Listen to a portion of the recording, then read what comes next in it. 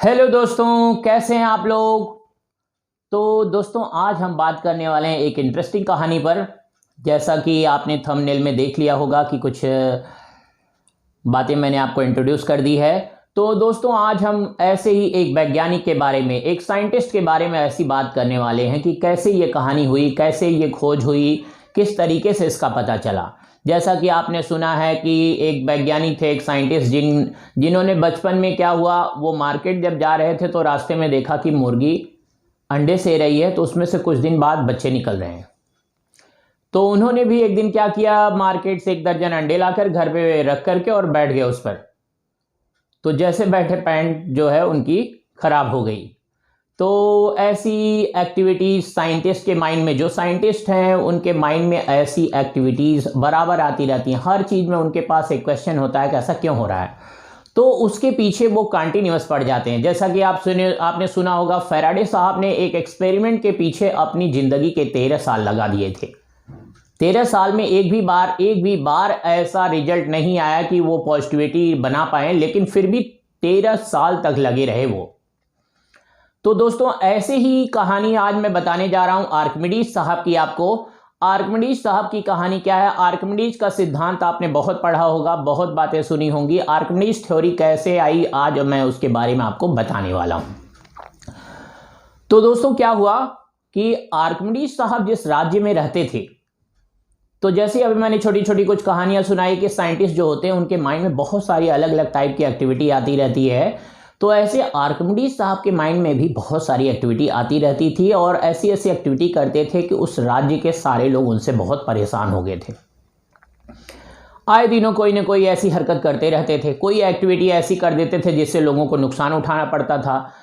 तो राज्य के लोग परेशान होकर उस राज्य के राजा से कंप्लेन किए, राज्य के राजा से शिकायत की कि ऐसी ऐसी बात है, आर्किमिडीज ऐसे ऐसे करते हैं, इनसे काफी हम परेशान हैं। तो राजा ने आर्किमिडीज को बुलवाया और राजा के माइंड में आया कि अगर ये ऐसी ऐसी एक्टिविटी करता है, राजा को बात समझ आ गई थी कि इसके अंदर कुछ तो है, ये कुछ जो है मतलब कुछ सोचता है, अगर उसके पीछे चल पड़ता है तो अगर वो नहीं मिले तो करता रहता है। तो राजा को लगा कि इसको कुछ ऐसा काम देते हैं कि उसमें उलझा रहे, कभी किसी को परेशान ही नहीं करे। तो राजा ने तो ऐसे उलझाने के लिए काम दिया। क्या काम दिया? काम दिया, सोने का मुकुट दिखाया और बोला कि इसका वेट तुम्हें बताना है, लेकिन इसका वेट नहीं कर सकते, कुछ और वेट कर लो तुम, लेकिन इसका वेट नहीं कर सकते, इसका वेट बताना है। कैसे बताओगे? तो आर्किमिडीज साहब को ये बात बार बार रात दिन सताने लगी। दिन रात वो इसी पर सोचते रहे कि कैसे वेट करें, कैसे वेट करें, कैसे इसका भार हम बता पाएं, मुकुट का भार कैसे बता पाएं। तो दोस्तों, हुआ क्या कि एक दिन वो पानी की टंकी होती है, पंपिंग सेट वगैरह जिस गांव वगैरह में होता है, तो वहां पर पंपिंग सेट में टंकी भी लगी होती है। टंकी में हम लोग क्या करते हैं, मैंने भी बचपन में टंकी में नहाया हुआ है। तो जैसे ही नहाने के लिए टंकी में डुबकी लगाई, देखा कि पानी का लेवल ऊपर आ गया, और जैसे ही बाहर आते हैं तो देखा पानी का लेवल टंकी में फिर से नीचे चला गया। ऐसा देख करके आर्किमिडीज ने कई बार ये बात की, कई बार डुबकी लगाई, देखा पानी ऊपर आ रहा है, डुबकी से बाहर जैसे आ रहे हैं पानी नीचे, पानी का लेवल नीचे चला जा रहा है। ये बात तुरंत आर्किमिडीज के माइंड में स्ट्राइक कर गई।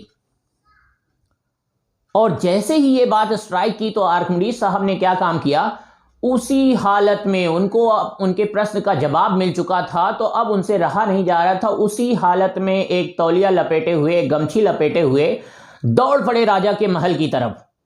और उस दौड़ में कब उनकी तौलिया भी खिसक गई उनको पता नहीं चला, लेकिन वो दौड़ते दौड़ते भागते भागते और भागते हुए एक शब्द चिल्ला रहे थे दोस्तों, eureka eureka eureka eureka. Eureka का मतलब होता है दोस्तों पा लिया, पा लिया, मतलब मैंने अपने प्रश्न का उत्तर पा लिया है। यूरेका यूरेका बोलते हुए सड़कों पर भागते हुए जा रहे थे। पूरे राज्य के लोग देखे कि ये क्या हो गया, आर्किमिडीज को निर्वस्त्र बिना किसी कपड़े के भाग रहे थे। जब भागते हुए राजा के महल में पहुंचे तो राजा देख करके अचंभित हुए। जब उन्होंने बोला कि मैंने प्रश्न का उत्तर पा लिया है, तो राजा को लगा कहीं पागल तो नहीं हो गया ये, क्योंकि बिना कपड़े के आए थे और बोल रहे हैं पा लिया प्रश्न का उत्तर। राजा ने तो उलझाने के लिए ऐसा प्रश्न डाला था, लेकिन उन्होंने बोला कि उत्तर पा लिया है, तो राजा को बड़ा अचंभा हुआ, बोला कि कहीं पागल तो नहीं हो गया ये। तो राजा ने बोला कोई बात नहीं, इसकी बात तो सुनते हैं। राजा ने बोला कि क्या हुआ, कैसे वेट करोगे, कैसे भार बताओगे मुकुट का, बताओ मुझे।